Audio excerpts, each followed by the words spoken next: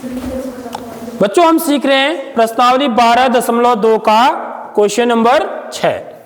देखिए क्या कह रहा है, ऊंचाई 220 सेंटीमीटर, ऊंचाई 220 सेंटीमीटर, देखिए ऊंचाई 220 सेंटीमीटर और आधार व्यास 24 सेंटीमीटर, आधार का व्यास 24 सेंटीमीटर वाले एक बेलन है, देखिए जिस पर ऊंचाई 60 सेंटीमीटर, ऊंचाई 60 सेंटीमीटर और त्रिज्या 8 सेंटीमीटर और त्रिज्या 8 सेंटीमीटर वाला एक अन्य बेलन आरोपित है, आरोपित है, यहां पर अध्यारोपित है नहीं लिखा हुआ है, ठीक है, इसके ऊपर है, आरोपित है, अध्यारोपित का मतलब होता है ठीक उसी के ऊपर बिल्कुल से लोहे का एक स्तंभ बना हुआ है, लोहे का स्तंभ है पूरा, इस स्तंभ का द्रव्यमान ज्ञात कीजिए।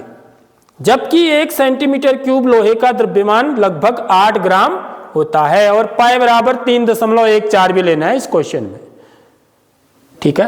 तो यहां पर देखिए, यहां पर दो बेलनाकार क्या है, स्तंभ है, इनको मिला करके एक पूरा स्तंभ बनाया गया है, ठीक है। तो यहां पर आपको क्या ध्यान रखना है कि हमें एक बेलन की जो ऊंचाई है उसको क्या मानना है, H1 मानना है, क्योंकि यहां पर दो बेलन है इसलिए इसकी ऊंचाई को H2 मानना है, छोटे वाले का, ठीक है। ऐसी पहले वाले की त्रिज्या R1 और दूसरे वाले की R2, ठीक है। तो इस स्तंभ का द्रव्यमान निकालना है, जबकि 1 सेंटीमीटर क्यूब लोहे का द्रव्यमान 8 ग्राम है।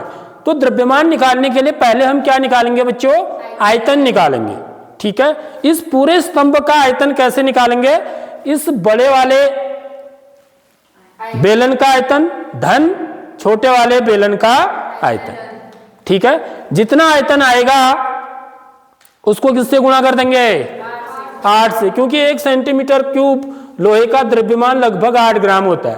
तो जितना सेंटीमीटर क्यूब आएगा इसका आयतन, ठीक है, उसको 8 से गुणा करके हम क्या कर लेंगे, इस पूरे स्तंभ का द्रव्यमान ज्ञात कर लेंगे, ठीक है। मेरी बात आ गई समझ में।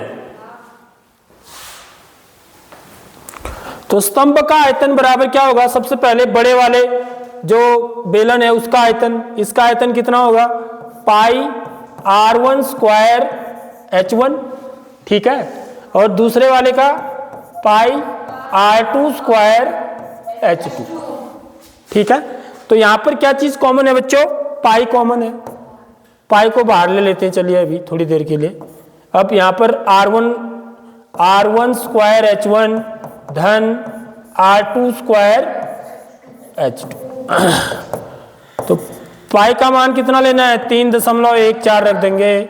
R1 स्क्वायर 12 का वर्ग गुणा H1 220 धन R2 8 का वर्ग गुणा H2 60, इतना क्या, सेंटीमीटर क्यूब, ठीक है।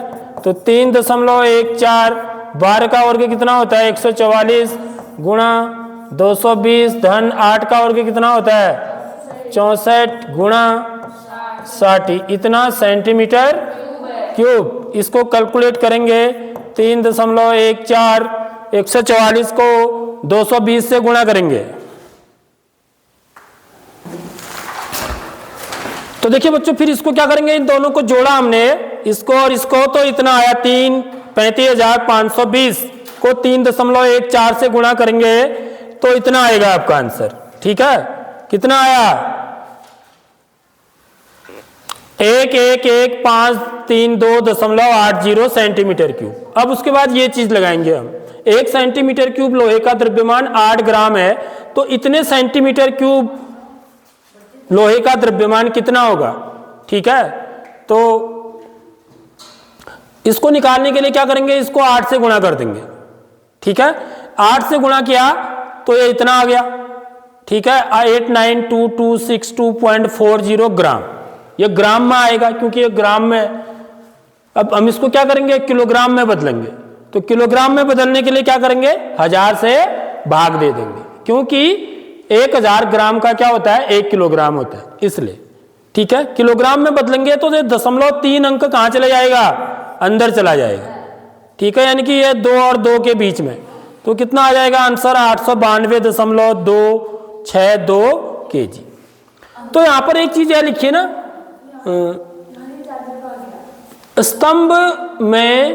स्तंभ में लोहे का आयतन, ये चीज लिख दो बच्चों, लोहे का आयतन। लोहे का आयतन निकाल रहे हैं ना एक्चुअली में हम, तब हमने उसका द्रव्यमान निकाला।